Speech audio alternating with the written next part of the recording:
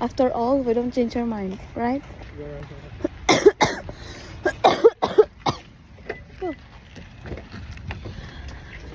So guys, tapos namin nagkuha sa may marriage license sa may Benton County.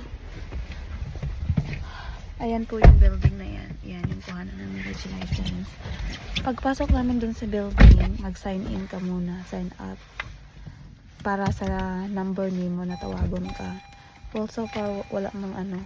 So far, there's no queue inside. Walang line up. Well, merong isang tao, tas kami. So, tinawag kami agad. And then, pinasign up kami online doon sa may computer. So, nag-sign kami. Wait lang, seatbelt muna tayo.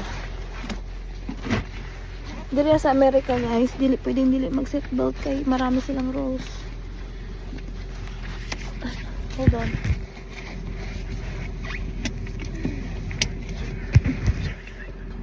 Alright. So, yun.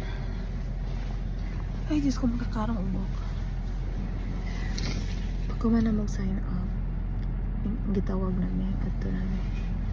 Tapos, gipapirma ming buhar.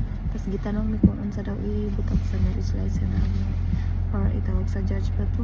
Bride or groom or spouse or spouse. Siyempre, bride or groom ang dipili. Tapos, gi-explain namin gipabasa na we're not related, make sure na we're not related, hindi ako naharas ni fiancé, ganun.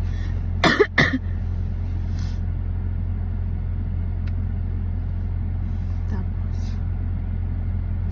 we're going to call them right now. Alright.